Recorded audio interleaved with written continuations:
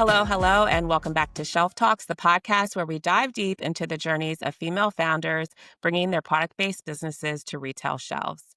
I'm your host, Roberta, and today is what I would call an educational episode.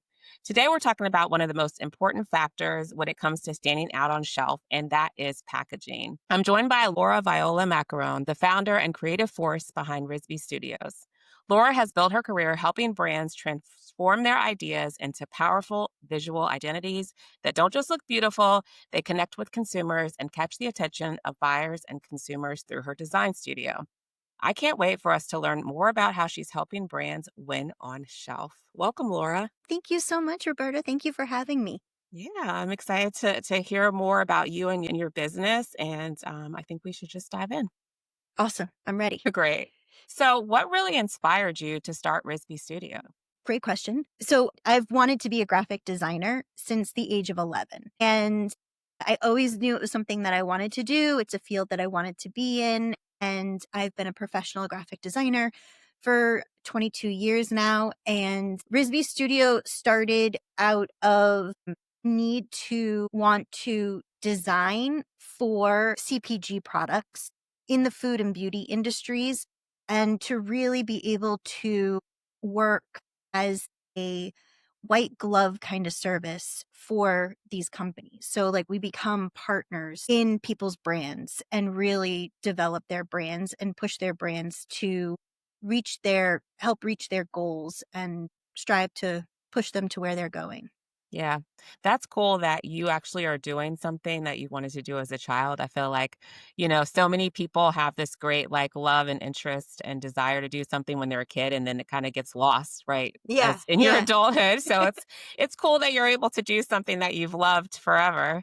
Yes. Yes. So why did you choose specifically food and beauty as the two avenues that you wanted to lean into? Well, beauty kind of fell into my lap. Food makes more sense. My grandfather was one of the founders for Papagino's. I'm not sure where it stands today, but at one point it was one of the largest franchise companies of pizza. Oh, wow. And so, yeah. So, and then my father started his own pizza restaurant, actually a chain of restaurants in the New England area back in the early 80s as well. So I grew up in the food industry. I worked in the restaurants from a very young age, making like 50 cents a day to like $3 a day to like, we increased as I got older, but it was an eye-opening experience of really loving being part of the family business and really loving being able to understands the ins and outs of a business. But then, my passion for graphic design came when my dad collected a whole bunch of hockey pucks and he had them from like all over the world. And, we would look at the logos and we talk about the logos, we critique the logos. That's how my graphic design love grew. So it just makes sense for me to be in that food industry and combine what I grew up with along with my passion for graphic design. Yeah, I love that. So what are the main offerings of Frisbee Studio? So at Rizbee Studio, we are a white glove service for visual branding and package design. However, we have expanded and we have multiple arms, so to speak, where we offer a collective of women-owned businesses under the umbrella of Rizbee Studio so we can offer more services. So what we offer at Rizbee Studio is we offer a brand analysis of where you are and how that is compared to your goals and your goals for the company and your goals for revenue, your current goal and then your future goal that you want to hit. So we really take a look at everything and we become a partner with our clients. I really instill the familyness of everything because I really want it to feel like we are an extension of their company. We do everything that is needed from visual branding to marketing to social media. Visual branding and package design is my niche. And then we also have multiple women-owned businesses that we bring in who are experts in their field so that we can offer a complete package to companies. So, Got yeah. it. So you do it all. Yeah. And everything we do is customized. So we really curtail everything to the client and we listen to the client. We don't do trends. We really honor where you've come from in the essence of all the visuals that you've had in the previous years.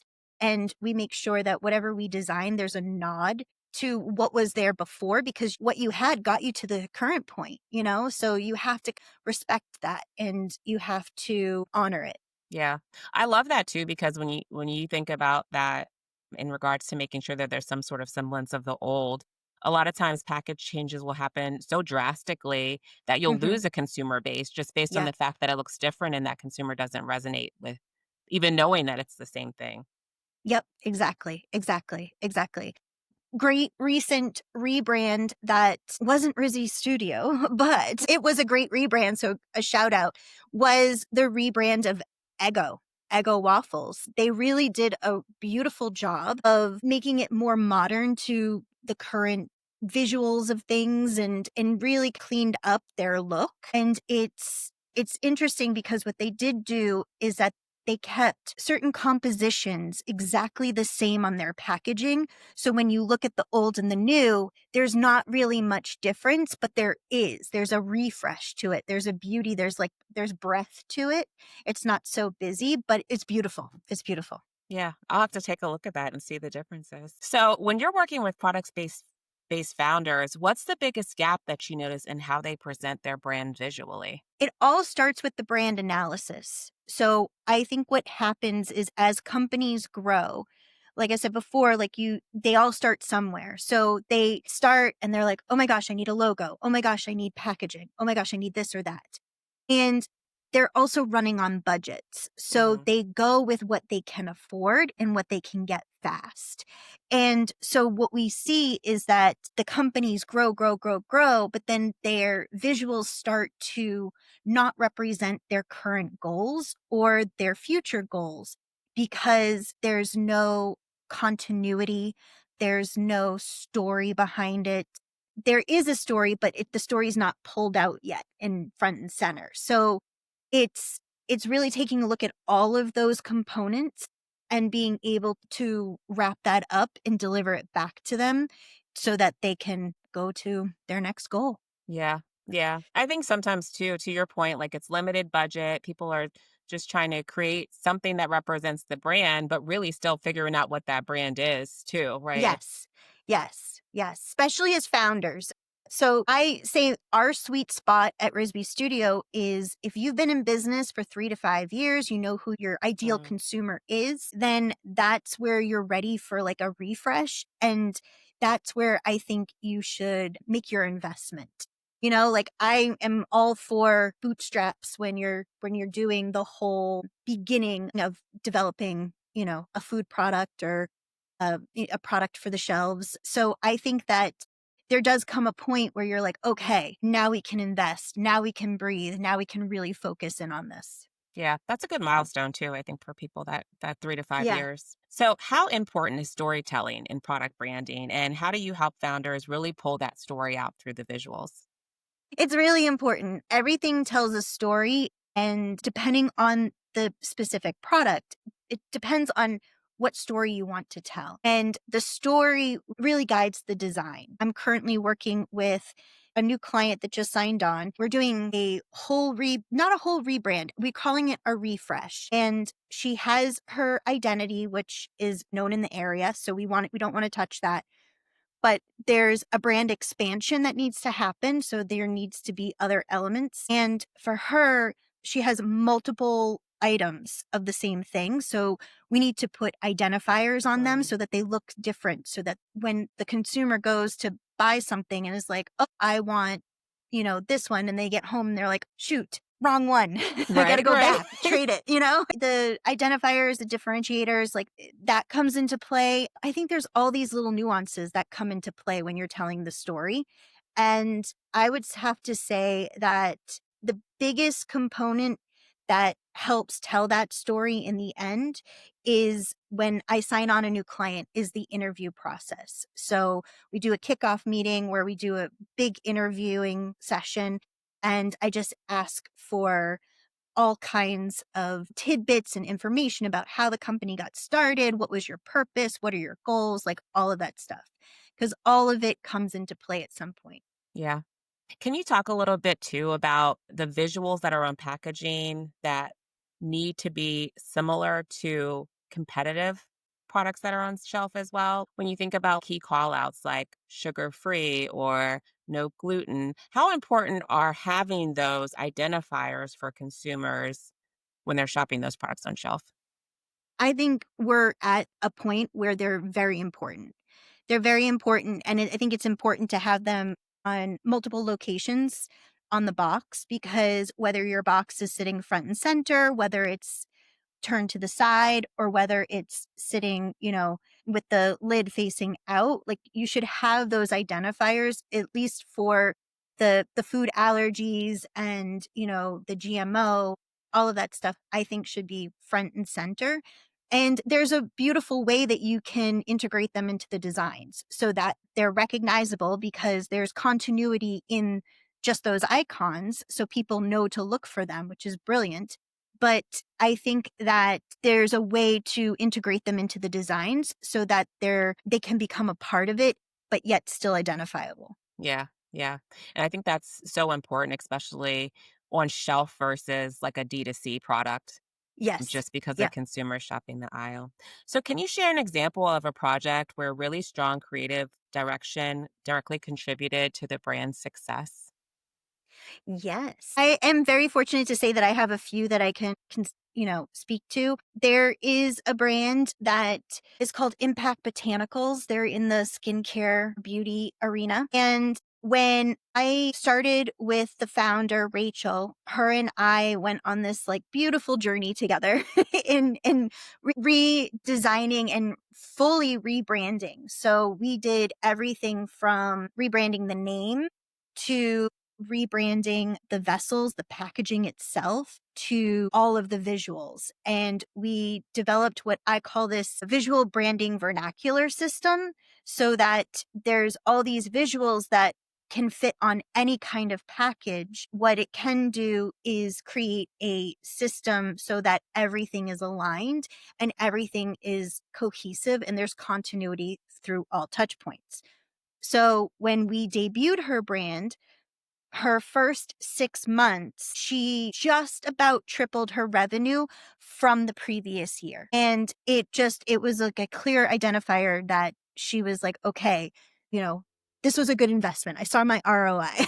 Yeah, yeah. But because of that branding, she is opening doors to other opportunities. She has really beautiful, amazing goals. And I have no doubt in my mind this woman is going to achieve them all. But the rebrand really opened doors and opened conversations to have her products where her products weren't even looked at before. So visuals play a huge role. The story plays a huge role. And we just hunkered down and just really wrapped our arms around that brand and identified every single touch point so that when it goes out into the world, you know what this brand stands for. Yeah. How do you decide whether a brand needs a full rebrand or a refresh? I'll go back to when I do the brand analysis. Okay.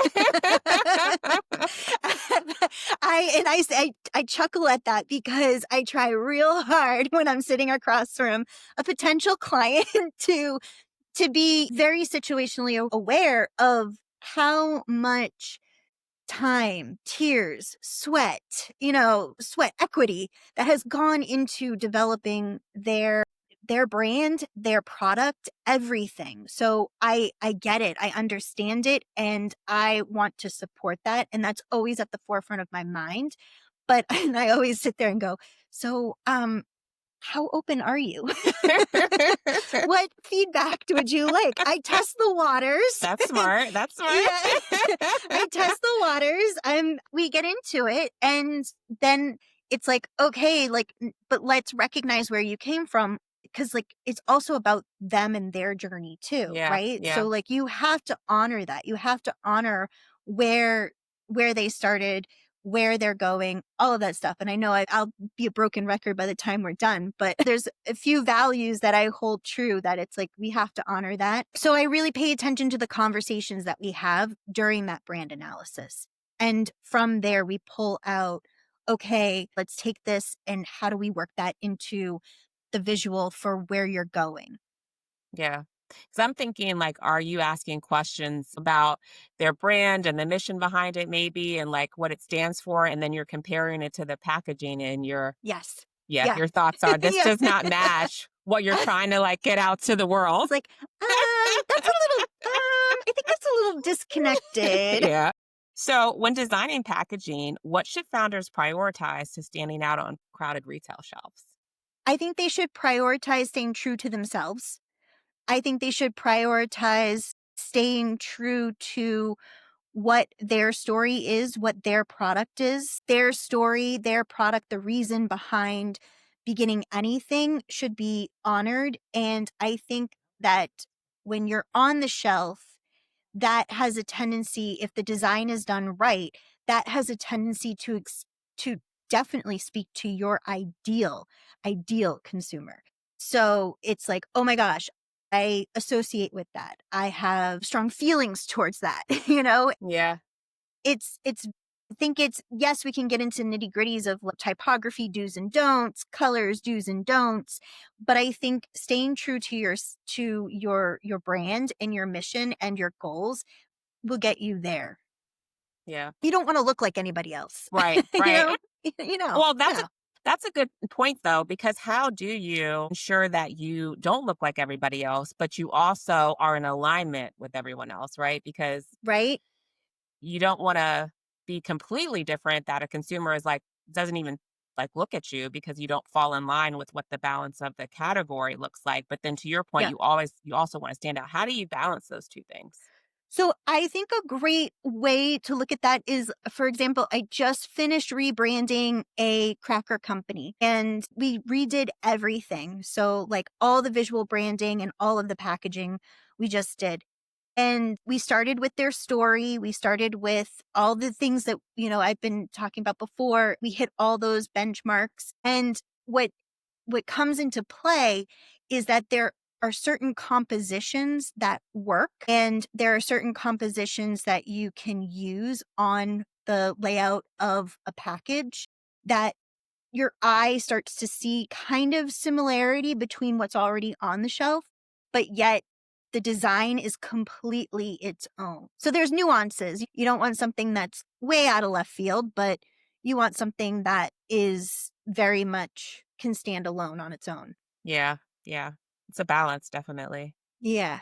What mistakes do you see founders make most often when it comes to packaging design when they're first coming to you? I wouldn't call them mistakes. I think there's always an opportunity to do something differently. And I think there's an opportunity to push something further. One thing I do have to say, okay, I've got it. That's This is a big one. I'm like, wait a minute. How did I forget about this one? This is a big one. So the biggest mistake is that there's no continuity whatsoever. And they can't see that there's no continuity because they're in the thick of it. It's no fault of their own. They're in the thick of it. They're trying to do this. They have a new product that needs to come out. They're formulating something new and they just need something to either put the product in or how they go about it and do what they always do. But over time, when you make those tiny adjustments and those little nuances, they start to add up. And when you take a look at the whole product line, there's complete disconnect and no continuity across the brand.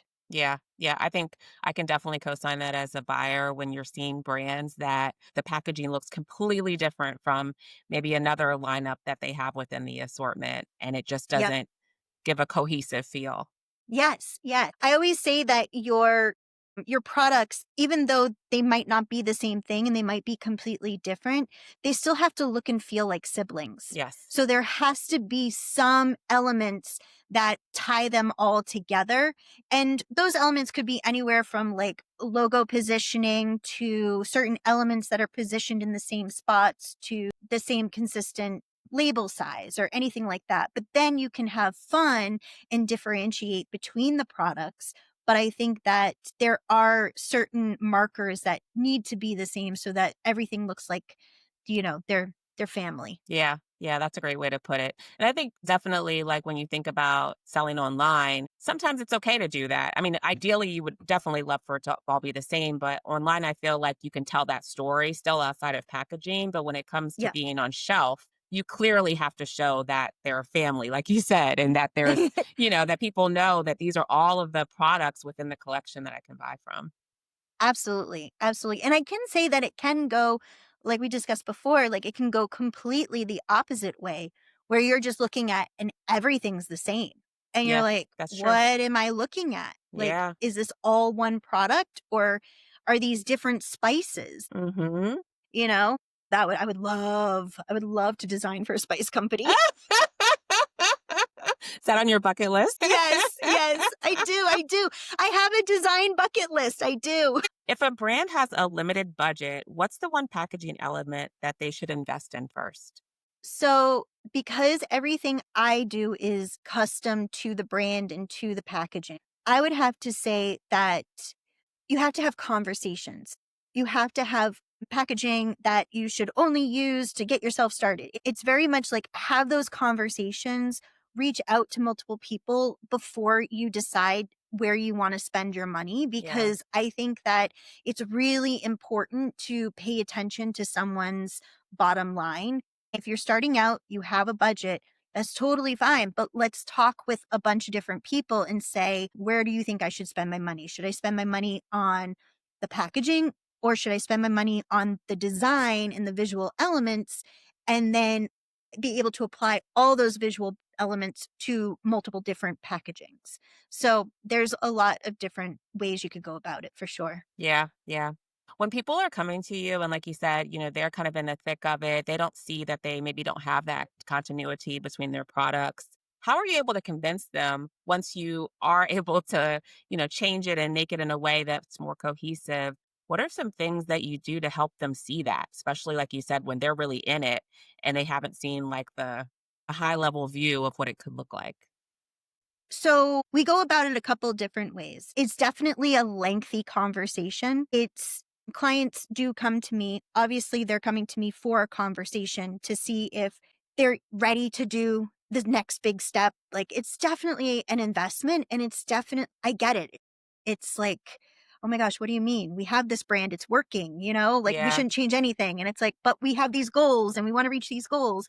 So it's it's taking a look again at the brand analysis and really talking with them over, okay, let's take a look at all your vessels, right? Is there continuity across your vessels? Are your vessels too different from one another? Do they not have, like in the beauty industry, does all the caps, are they all different colors? Like even different glassware from one product to the other. And then for the graphics, it's kind of like, okay, is your logo really identifiable for people? Like, will they know and start to recognize you? This is your brand. Or is it hidden away? Are there design elements that kind of make you look like you're still stuck in the 80s? And it's very like, oh my God, that's the 80s, and a little less, timeless, because in the 80s and the 90s there was this big huge growth in consumer products and everything did have like a particular style to it and that was kind of trendy, but Yeah. you really want to look for something again that is leans more timeless and leads more to what your goals are. Yeah. Speaking of that, like how often should people, maybe there's not even a time limit, but how often should people be refreshing their packaging and making updates? When their packaging no longer supports their goals. I don't think there's a time limit, but if you're seeing that you're not moving in the market and you see that you're not able to really push the product in a certain way, then I think that it's time to really take a look at what's working, what's not working. Yeah. So just continually like reflecting on packaging to see does it Yeah. look like the 80s or have Yeah. or is it something that can kind of withstand this decade? Yes. Yeah. Yeah. Exactly. Exactly. Absolutely. Can you talk a little bit about the role color psychology and design trends play in capturing consumers' attention? Ooh, yes. I I love color. I think color is extremely important. I think it has a role to play, but it has a role to play at the right time. There's industry standards like try not to use a lot of blue around food or especially like a certain kind of shade of blue. It's not very appealing. There's the psychology behind the colors where it's like when you're shopping, it makes you hungry kind of thing. It's like, Are there there's colors all that these, do that? according to color psychology, there are, and there's like certain hues that can really like be like, that looks really appetizing. Oh my God, I'm shopping while I'm hungry. I'm going to try Mm. that. Oh, wow.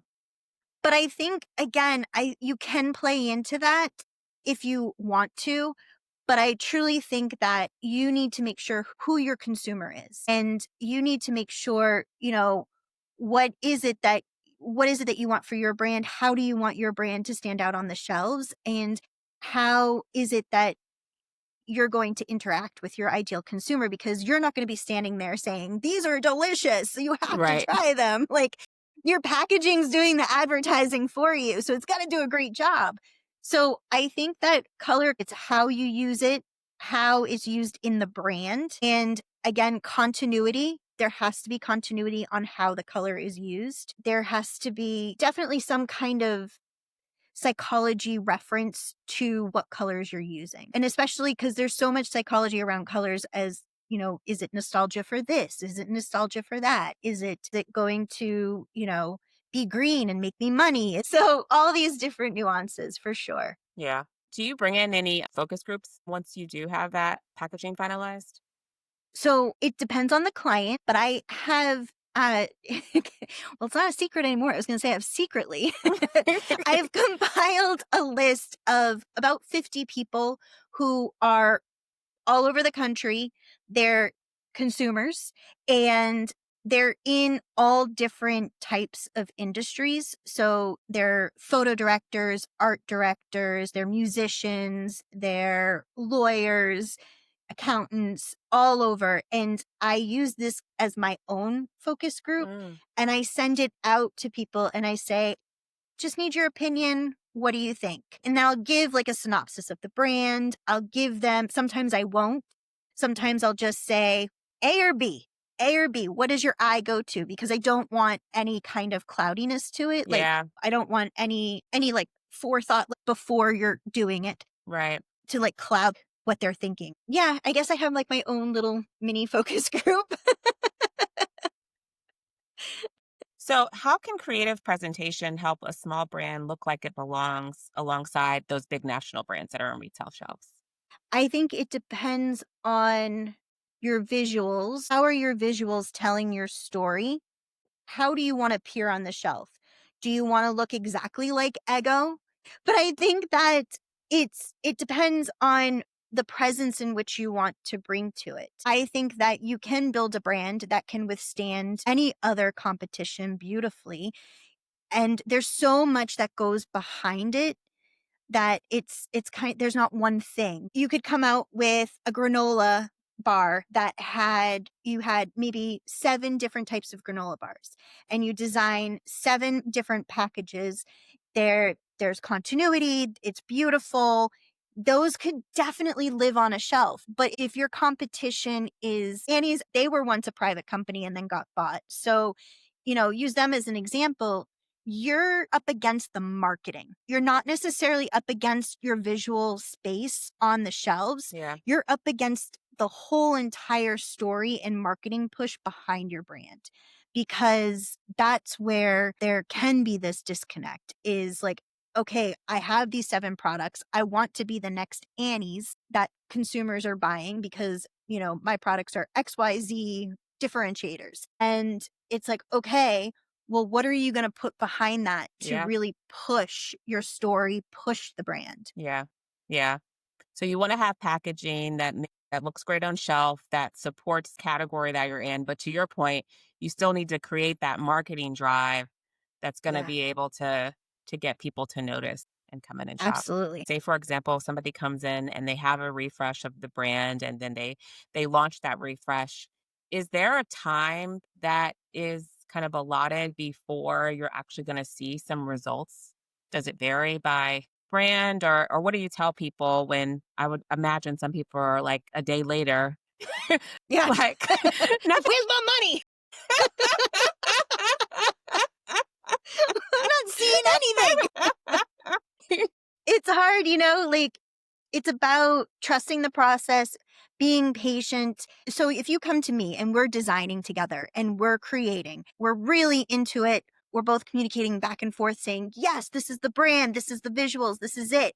Then the clientele, which using you as an example would be, Yeah. I would say, Roberta, listen, you got to believe in it. You have to believe in it.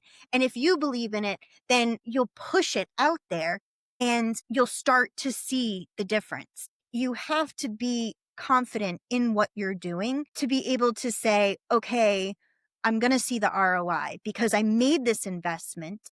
I was part of the Yeah. process Yeah. and I had this end result. Now it's like, okay, what are you going to do with it? Like set up a plan to really get it out there, get it to the places that you want, start showcasing it, see how you get into food shows, see how you get into even, anywhere from farmers markets to like who's new, who's hot now, kind of like the startup CPG group. They're great in showcasing new products, new CPG products. So there's so much out there. Even in on local, there's so much, especially Massachusetts, there's tons of things for entrepreneurs and founders to help them start putting their products out there. Yeah. I think that's a good note. It's funny because even when a product comes on shelf, it's like, okay, it's on shelf, but you need to do things in order to get people to know about it, Yeah. externally. And it's that same thing when you're rebranding and you put that refresh on packet or on the shelf or on your website, you need to then do the actions that are going to get people to Yes. know about it. Yeah. Yes. Yes. It's like, Yeah. okay, so you have your new brand. What have you done since? Yeah. Yeah. It's like you do. But my hope is that when you have your new brand, you're so excited that you're already out there, already talking about it. And you're Yeah. already like, I can't wait for this brand to be out here showing people on your phone, this is what we're doing. And, Right. so excited. Yeah. And I think that comes with it. It's all those actions, exactly what you said. It's all those micro actions that lead to hitting your goal. You have to be working towards it. So, Yeah. Yeah. got to put the work in. Exactly, exactly. It's a perfect way to put it. So looking ahead, what creative or packaging trends do you think are going to dominate in retail, specifically in food and beauty over the next few years? What I hope to see happen, I'm not going to make a prediction. I'm going to say what I hope to happen. So, what I hope to happen is that there's more thought into the visuals. You can be minimalistic without being able to decide am I picking up my shampoo or my conditioner? There's little nuances. Like I'll tell you this story. I started using a new shampoo that I love, and it's in this beautiful pink bottle. It's like Barbie pink, and the type on it is magenta. But the shampoo and the conditioner look exactly the same. And it's like, okay, why didn't you reverse the colors on the conditioner? Like you just had to reverse the colors. And it looked exactly the same, but you just had to reverse the colors. And then I wouldn't be having this problem every time I'm showering. So I think that really building out the visuals and the differentiators, I think that comes into play. I think people went way too minimalistic, like necessarily working out for the people who have kept it so minimalistic. Yeah, yeah, I would agree. I think too, it takes away from kind of what you were saying at the beginning on like the story behind the brand, the like uniqueness, because there's so Yes. many brands now that honestly are just looking the same because of that I know. minimalistic, I know. like, right? And it's like, It drives me nuts. right. And it's just hard with just a plain product.